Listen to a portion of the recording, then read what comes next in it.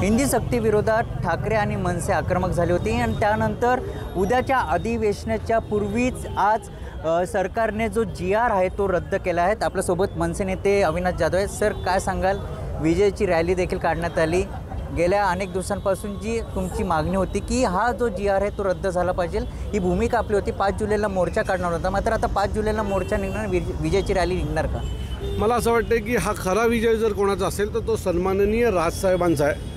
कारण 16 एप्रिलपासून हा विषय सन्माननीय राजसाहेबांनी धरून ठेवला आणि त्यांनी कुठल्याच प्रकारे या विषयात कॉम्प्रोमाइज केली नाही। अनेक मंत्री येऊन भेटून गेले, स्वतः मुख्यमंत्री अनेक वेळा राजसाहेबांशी बोलले, पण त्यांचं एक वाक्य आम्ही नेहमी ऐकत होतो, ते म्हणजे मराठीच्या बाबतीत कुठलंच कॉम्प्रोमाइज होणार नाही, हिंदी नाही म्हणजे नाही।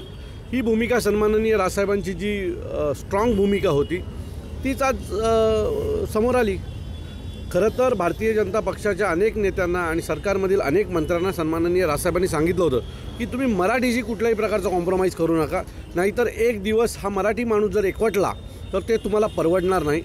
आणि आता तेच झालं। शेवटी मराठी माणूस एकवटायची वेळ आली आणि यांना कळलं की आम्ही जो हिंदी भाषेचा जो फुगा तयार केलेला आहे तो आता फोडावा लागेल, नाही तर हा मराठी माणूस आपल्या माथी हे सगळं मारणार आहे। त्याच्यामुळे आता आज जे झालं आहे त्याचं संपूर्ण श्रेय जर खऱ्या अर्थाने कोणाचं असेल तर सन्माननीय राजसाहेब ठाकरे यांचा आहे, त्यांच्या कडवट मराठीपणाचा आहे। आणि आमच्या महाराष्ट्र सैनिकांनी जे काही त्याच्या मागे परिश्रम असतात, या सर्व महाराष्ट्र सैनिकांचा आजचा हा विजय आहे। आपण जर बघितलं, उद्धव ठाकरेंनी आत्ताच पत्रकार परिषद घेतली आणि त्यामध्ये असं सांगितलं 5 जुलैला जो मोर्चा होणार आहे तो रद्द आहे, मात्र विजयची जी रॅली आहे ती नक्कीच निघेल आणि ह्या संदर्भात 2 दिवसामध्ये जे असेल विजयची रॅलीचे सगळं नियोजन केलं जाणार आहे। उद्या देखील मनसेची नेत्यांची बैठक आहे, त्यामध्ये 5 जुलैची विजयाची रॅली निघू शकते। हे बघा, इथे असलेल्या सर्व महाराष्ट्र सैनिकांची इच्छा आहे की विजयाची रॅली निघायला हवी आहे, कारण ही खूप मोठी गोष्ट आहे। आमच्यावर लादलेली हिंदी त्यांनी ही सुरुवात केली असती, आज जर आम्ही शांत बसलो असतो आणि आज जर या गोष्टीला आम्ही मान्यता दिली असती तर यांनी आणखी अनेक गोष्टी आणल्या असत्या समोर। पहिली जी पायरी आहे ती सन्माननीय राजसाहेबांनी खणून ठेवली। त्यामुळे प्रत्येक महाराष्ट्र सैनिकांची इच्छा आहे की 5 तारखेला आपण रस्त्यावर उतरलो पाहिजे।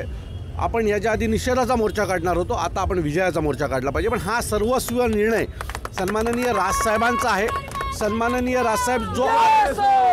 राजसाहेब जो आदेश देतील तो आम्ही सर्व महाराष्ट्र सैनिक पाळू।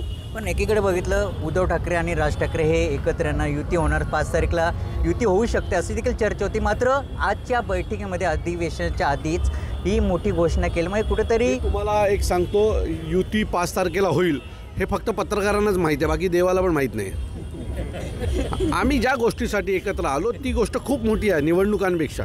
मराठी भाषा त्याला आम्ही आमची आई मानतो, त्याच्यामुळे ही 5 तारखेला होणारा मोर्चा हा कुठल्या निवडणुकीसाठी किंवा निवडणुका जिंकण्यासाठी नव्हता, हा होता आमच्या आईचं महत्त्व या महाराष्ट्रात टिकवून ठेवण्यासाठी, आणि त्यासाठी तो मोर्चा होता। निवडणुकीच्या बाबतीत 2 नेते आहेत, ते निर्णय घेतील, सन्माननीय राजसाहेब, सन्माननीय उद्धवसाहेब याच्या बाबतीत निर्णय घेतील। पण आमचा हा दिवस आहे, हा विजयाचा दिवस आहे। आम्ही तुम्हाला खात्रीने सांगतो की हिंदीला आम्ही लाथाडून लावलं। नक्कीच हे होते आपल्यासोबत मनसे नेते अविनाश जाधव। त्यांनी सांगितलं की विजयची रॅली नक्कीच निघायला पाहिजे। या संदर्भात राज ठाकरे हे त्या ठिकाणी उद्या जी बैठक होणार त्यामध्ये काय भूमिका मांडणार ते देखील पाहणं तितकंच महत्त्वाचं असणार आहे। मयूर जाधव, TV9 मराठी, अंबरनाथ।